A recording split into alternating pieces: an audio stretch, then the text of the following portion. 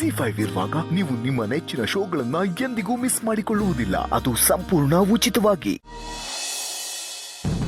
Chase ಮಾಡ್ಕೊಂಡು ಬಂದಿರೋ ವೆಹಿಕಲ್ನ seize ಮಾಡಿದ್ದಾರೆ. ಬಟ್ ಯಾರು ಯಾಕೆ ಅಂತ ಇನ್ನೂ ಗೊತ್ತಾಗಿಲ್ಲ. The investigation is going on. ಇದಿಷ್ಟು ಪೊಲೀಸ್ ಅವ್ರ ಕಡೆಯಿಂದ ಬಂದಿರೋ ಅಪ್ಡೇಟ್ಸ್. ಮಗ ಅದಲ್ಲ ಬಿಡು, ಈ ವಿಷಯನ ದಯವಿಟ್ಟು ಚಿಕ್ಕಿಗಾಗ್ಲಿ ತಾತನ ಹತ್ರ ಮಾತಾಡಕ್ ಹೋಗ್ಬೇಡ. ಸುಮ್ಮನೆ ಇಬ್ರು ಟೆನ್ಷನ್ ಆಗ್ತಾರೆ ಕಣೋ. ಓಕೆ, ಬಟ್ ನೀನು ಕೇರ್ಫುಲ್ ಆಗಿರ್ಬೇಕಣ. You have a threat. ನನ್ನನ್ನು ಯಾರೋ ಥ್ರೆಟನ್ ಮಾಡ್ತಾರೆ, ಯಾವ್ದಾದ್ರು ಕಳ್ರಿರ್ಬೋದಾ ಅಂತ.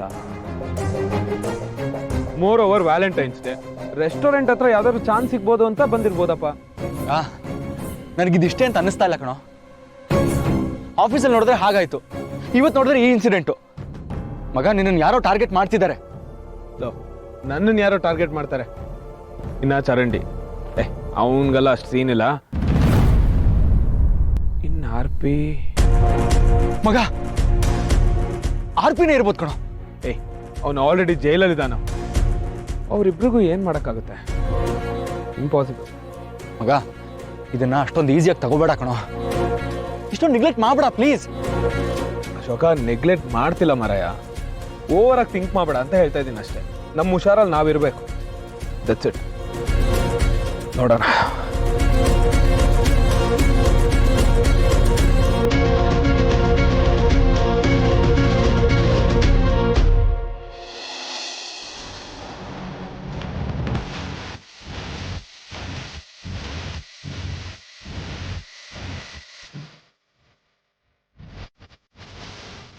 ಬೇಲೆ ಸಿಕ್ಕದೇ ಇರೋ ಶಿಕ್ಷೆಯಿಂದ ನಿಮಗೆ ಬಿಡುಗಡೆ ಸಿಗ್ತಿದೆ.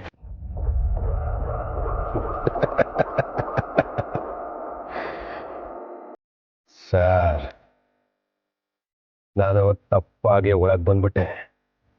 ಆದರೆ ಸರಿಯಾದ ಟೈಮ್ಗೆ ಹೊರಗೆ ಹೋಗ್ತಾ ಇದ್ದೀನಿ. ಭಗವಂತ ಒಳ್ಳೇದು ಮಾಡಲಿ. ಜೈ Shriram.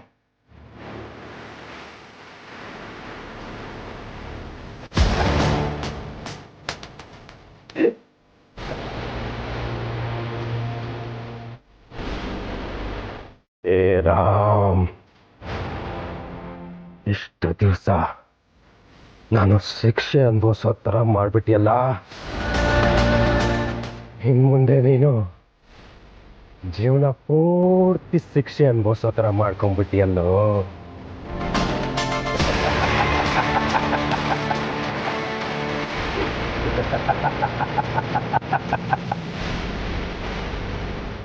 Ram, I am coming. Be ready.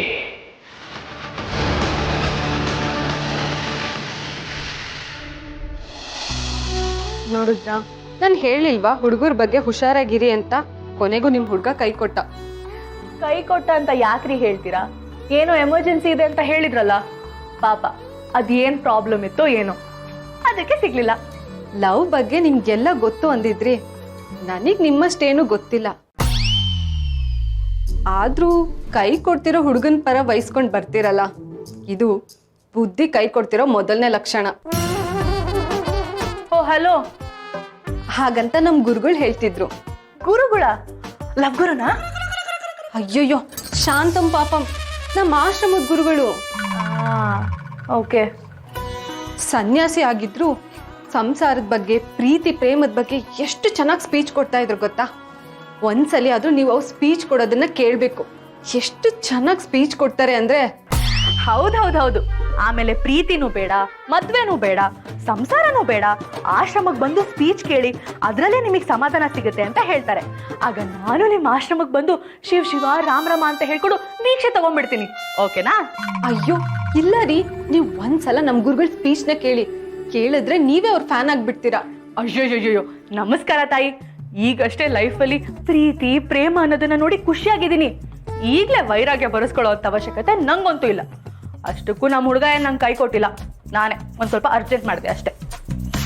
ನೋಡಿ ನೋಡಿ, ಅವ್ರದೇ ತಪ್ಪಿದ್ರು ನಿಮ್ದೇ ತಪ್ಪು ಅನ್ಕೋತಿರಲ್ಲ ಹುಡುಗಿರು. ಇದೇ ಬುದ್ಧಿ ಕಮ್ಮಿ ಆಗ್ತಿರೋ ಎರಡನೇ ಲಕ್ಷಣ. ಆಕ್ಚುಲಿ ನಿಮ್ಮ ಆಶ್ರಮದಲ್ಲಿ ಗುರುಗಳಿದಾರಲ್ಲ, ಅವ್ರ ಸ್ಪೀಚ್ ಕೇಳೋ ಅವಶ್ಯಕತೆನೇ ಇಲ್ಲ ನನಗೆ. ನಿಮ್ಮ ಸ್ಪೀಚ್ ಕೇಳಿದ್ರೆ ಸಾಕು, ಇಬ್ರು ಆಲ್ಮೋಸ್ಟ್ ಒಂದೇ ತರ ಮಾತಾಡ್ತೀರಾ. ಓಕೆ, ನಾ ಆಫೀಸ್ಗೆ ಹೋಗಿ ಬರ್ತೀನಿ. ಬಾಯ್. ಹುಷಾರು.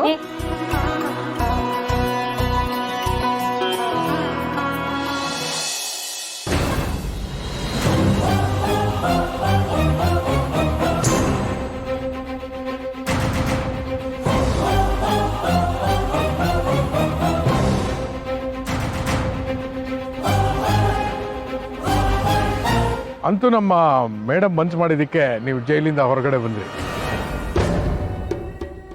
Hello madam.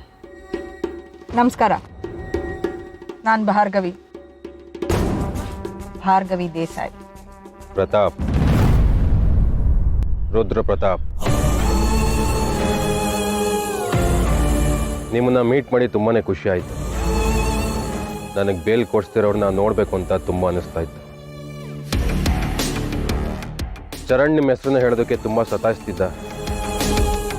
ಫೈನಲಿ ಮೀಟ್ ಮಾಡಿದ್ರಲ್ಲ, ಥ್ಯಾಂಕ್ ಯು.